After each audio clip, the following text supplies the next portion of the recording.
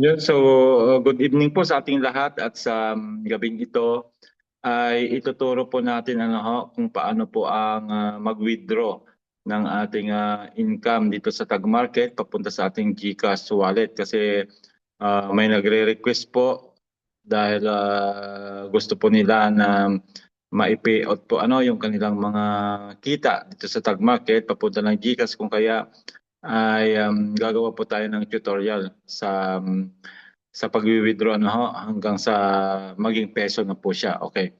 So, allow me to share my screen para po ay papasok muna po tayo doon sa step by step kung paano po tayo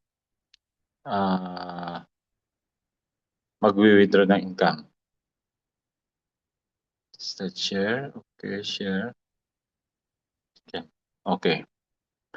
So, first step po na gagawin natin ay pupunta po muna tayo ng GCash. So, pupunta muna tayo ng GCash.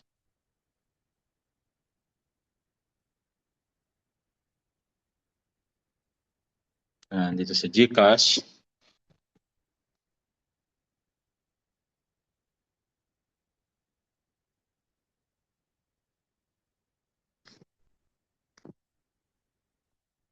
At kukunin po natin yung wallet address. Okay, yan.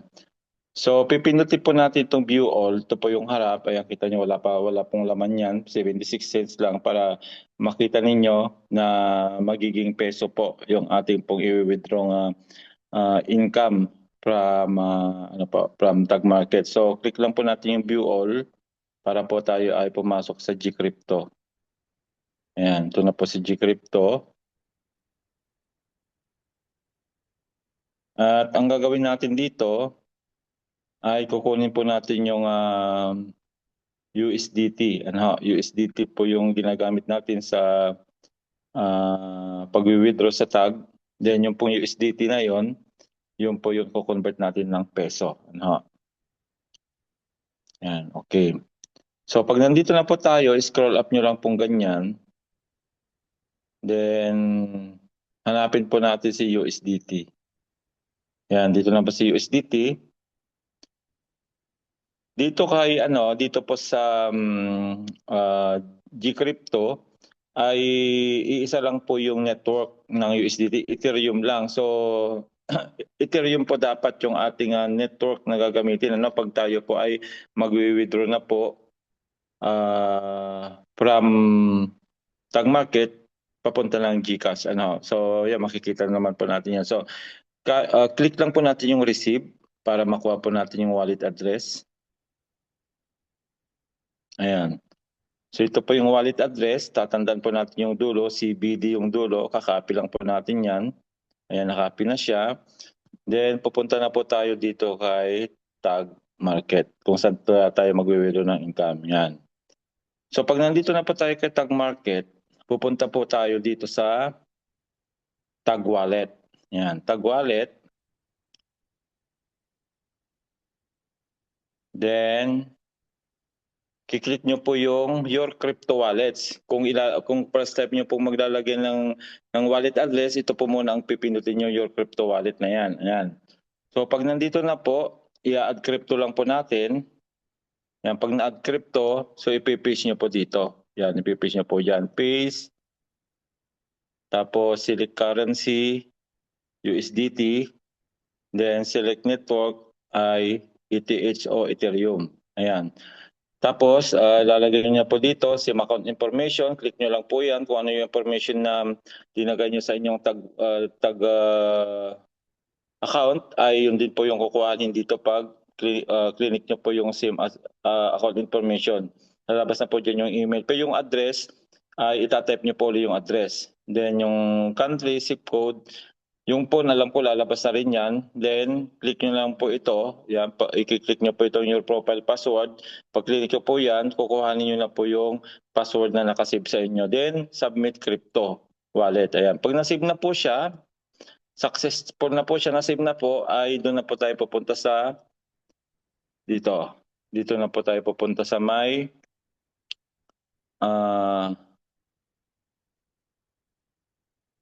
withdrawal. Yan. Dito sa withdrawal na. Pero bago tayo pumunta sa withdrawal, i-click muna natin yung i-click po muna natin yung profit natin ngayon na i-withdraw.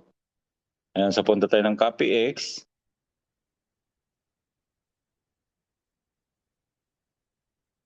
Then punta tayo dito sa Follower Hub.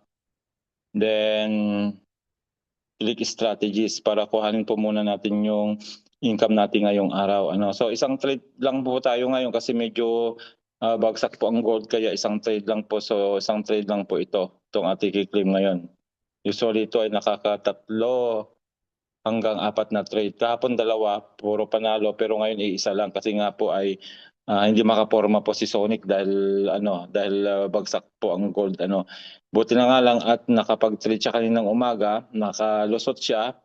Kaya kahit papaano meron tayong profit ngayon. Ayan. So yung unang account po natin ay meron pong 11.45 po yan. Then withdraw. Okay. Second account ay 11.13. Withdraw.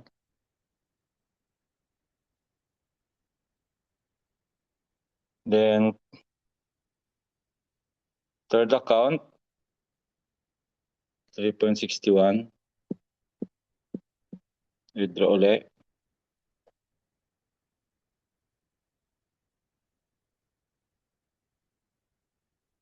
Then itong maliit, hindi na po yan. Hindi na po maliit yan. Dito na lang tayo sa 200. So dito tayo magkukuha. So 0.89. 0.89. Ayan. So na-withdraw na po natin yung 4 na account natin. Ang gagawin po natin dyan dahil wala pa po sa balance, scroll, nyo po, refresh. Ayan, meron na pong 27.08. So yan po yung withdrawin natin papunta ng GCash. 27.08. Okay. So ang gagawin na po natin dyan next ay pupunta na po tayo dito sa may tag wallet uli. At pupunta na po tayo dito sa withdrawal. Ayan. Then, tatype na po natin dito yung i-withdraw natin. Ang withdrawal po natin minimum 10. Pwede na kayo mag-withdraw. Pag nakaipon kayo ng $10, pwede na pong i-withdraw kahit araw-araw po yan. So ito 27.08 kaya more than minimum na po yan. So type natin 27.08. Then submit request. Okay, your attention is required. Then pipiliin na po natin yung wallet address. Yung wallet address ay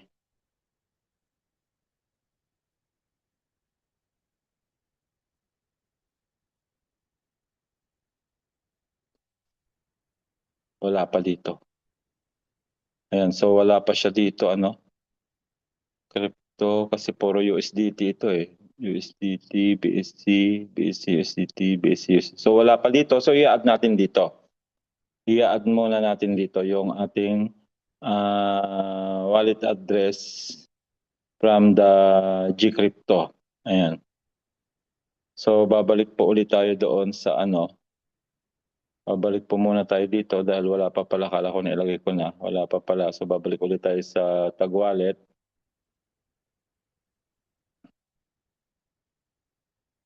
Then your crypto wallet. At crypto wallet. Then pipaste po natin dito. Paste. Ayan. CBD41. Yan po yung dulo. Then network ay USDT pala. Yung currency, then network ay Ethereum. Okay. So, yan. I-off ko lang muna sandali kasi confidential po yan.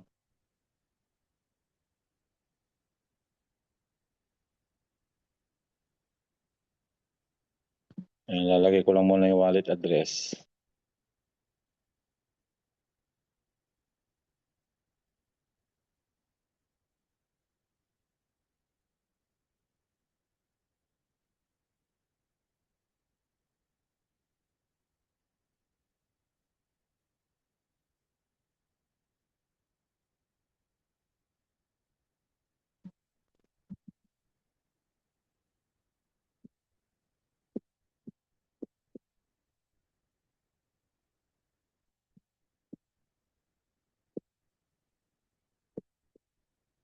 Okay.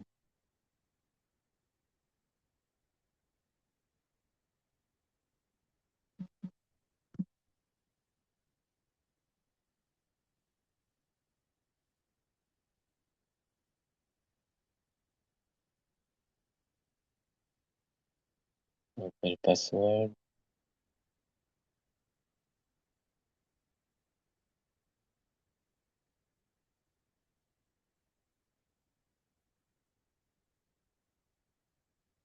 Yan, okay. Ayan, so na-add na siya. Balik ulit tayo, share screen ulit tayo.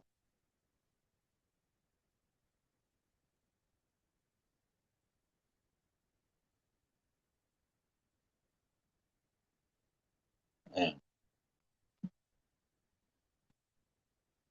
Ayan, so na-add na po siya, no? Na-add na po siya dito sa yung nandito na siya. So babalik na po tayo doon sa withdrawal.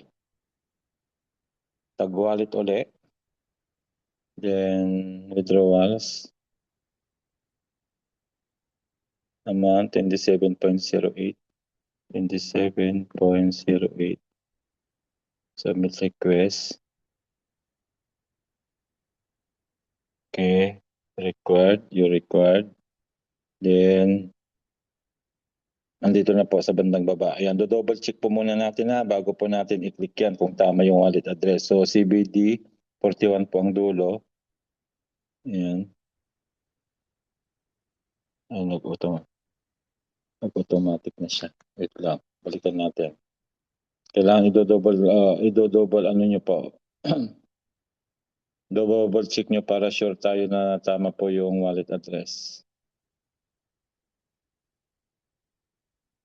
Ayan.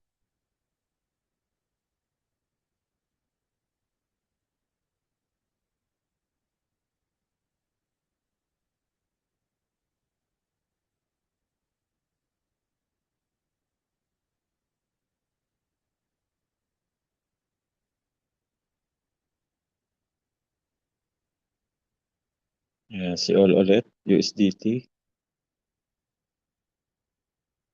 Receive. Okay. Hindi kita lahat eh. Anyway, CBD 41 po yan, ano? Kasi meron pa yun sa dulo eh. Nakapin naman na lahat. Ayan. Ayan po, CBD 41. So, ito po yung i-click natin. At pipiliin po natin ang crypto after that. Then, withdraw. Ayan. So, antayin na lang po natin na dumating ano, doon sa ating Gcrypto. Okay. Pag in-okay niyo po yan, antayin lang po natin sandali. Minsan mabilis po ano, basta po ang withdrawal po natin ay between 2 to 24 hours pero yung past 2 days na nag-withdraw ko, ang bilis lang po. Ang bilis. Minutes lang dumating. So darating din po ito ng mabilis ano at pag dumating na, ko-convert na po natin ng peso. So antayin lang po natin.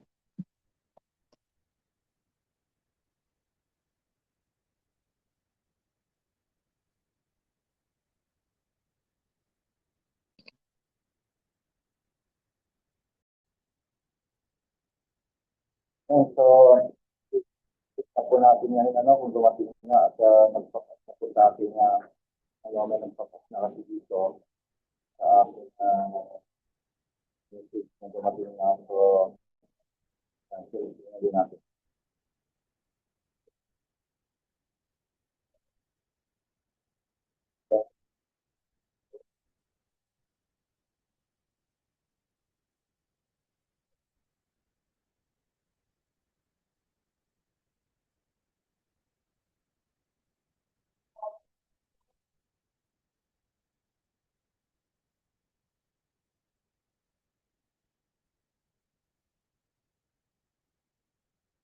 Lagi na rin tayo.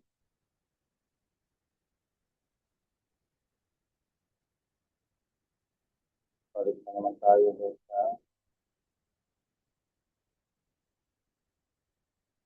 ito.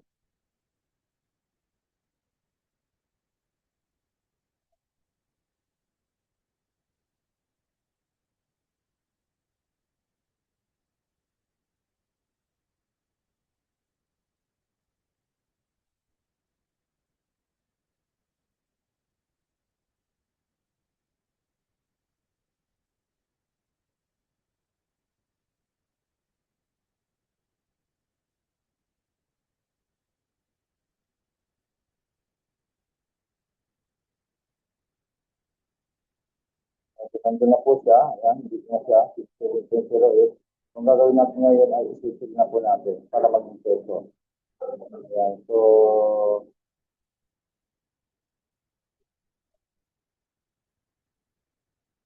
57.08.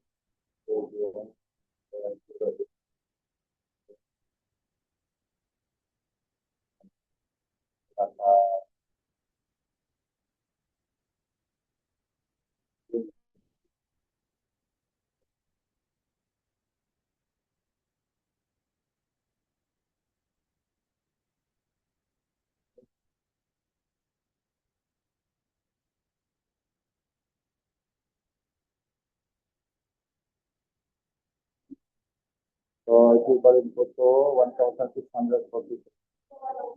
1,643.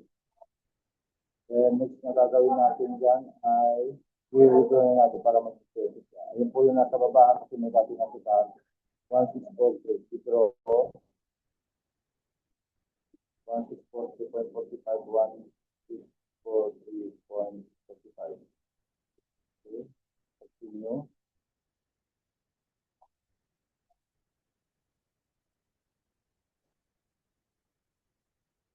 Gantayin lang po natin yung information. Dumating na.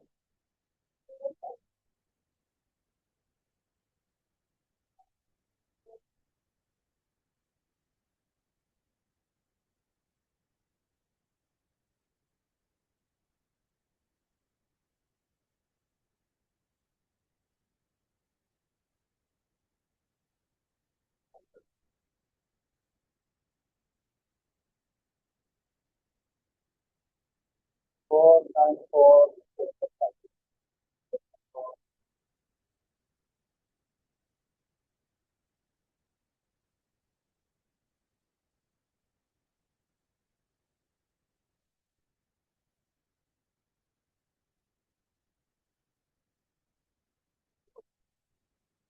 Yun na, success na po siya. Then back to crypto. Okay, back po tayo dun sa home, sa pinakauna. Ayun na po.